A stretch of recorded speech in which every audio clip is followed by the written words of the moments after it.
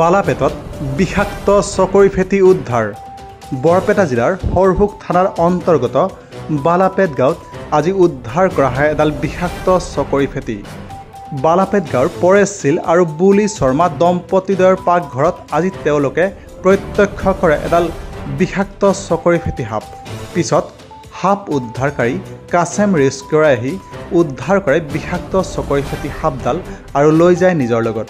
আৰু তেখেতে এই বিষাক্ত সাপডাল মানস ৰাষ্ট্ৰীয় উদ্যানত মুকলি কৰি দিয়া হ'ব বুলি আমাক জনায়। উদ্ধাৰ কৰা চকৰি ফেটি বা মনক্লেট কবৰা সাপডাল প্ৰত্যক্ষ কৰিবলৈ তাত ভিৰ কৰেহি বালাপেট গাঁওখনৰ বহুতো লোকে।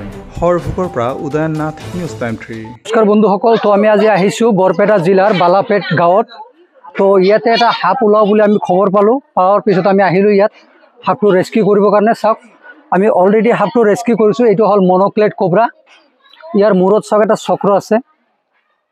এইটো হ'ল সেই সাপ। এইটো সাপটো চাওক বেছিকৈ কাৰণ ঘৰত সোমাব পাৰে, কাৰণ এই যে আপোনাৰ ঘৰত মুৰ্গী আছে, হাঁহ আছে, এইবিলাকৰ ডিমা খাবৰ কাৰণে এইটো সোমাব পাৰে বা কণী খাবৰ কাৰণে সোমাব পাৰে। এইটো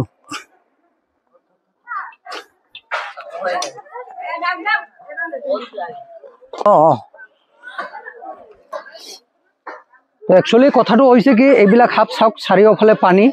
এই পানী হোৱাৰ কাৰণে কি কৰিছে, সাপবিলাক মানুহৰ ঘৰত সোমায়। আৰু আপোনালোকে একচুৱেলি সাপটো ঘৰত সোমালে মাৰিব নালাগে। আৰু এই সাপে যদি কেতিয়াবা কামুৰিছে, আপোনালোকে দেৰি নকৰিব, ইমাৰ্জেঞ্চি আপোনালোকে হস্পিটেলত যাব। হস্পিটেলত গ'লে আপোনালোকে বাচিব। আৰু যদি ভাবিছে আমি কবিৰাজৰ ওচৰত যাম, তেনেহ'লে আপোনালোকৰ মৰণটো একেবাৰে নিশ্চিত।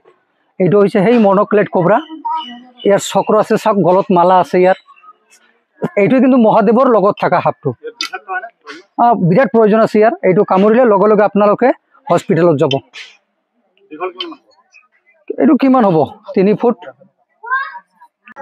নমস্কাৰ, মোৰ নাম বুলি শৰ্মা। মোৰ ঘৰ বালাপেটত। মই স্কুলৰ পৰা অহাৰ পিছত মই পাকঘৰত এখন সাপ দেখা পালোঁ আৰু সাপখন ঘূৰি ফুৰিয়ে আছিল আৰু কেইবাজনকো মানুহ মাতিছিলোঁ। পাছত আৰু সাপখন ক'ত গ'ল মই নাজানিলোঁ। তাৰপিছত আৰু দালি ভাতো ৰান্ধিলোঁ। ৰন্ধাৰ পিছত দেখোঁ যে সাপখন বাগাত দি আছে, বিচনাতে বাগাত দি আছে উঠি। তাৰপিছত মই চুপচাপ হৈ আৰু চাই আছোঁ এইবাৰ। তাৰপিছত উদ্ধাৰকাৰী, এই সাপ ধৰা উদ্ধাৰকাৰীক মই খবৰ দিলোঁ আৰু অহাৰ পিছত সাপখন উদ্ধাৰ কৰিলে। তাৰ কাৰণে মই বহুত সন্তুষ্ট হ'লোঁ বা ভয়ৰ পৰা মুক্ত হ'লোঁ। আৰু 2 দিন আগত এখন ওলাইছিল, কি সাপ নাজানো, কিন্তু কমলা ৰঙৰ। সেইখন নিজে নিজে বাহিৰত ওলাই গৈছে, ঘৰৰ ভিতৰত নাছিল। এনে বেছি দীঘলৰ নহয়, তেনেকুৱা সাপ।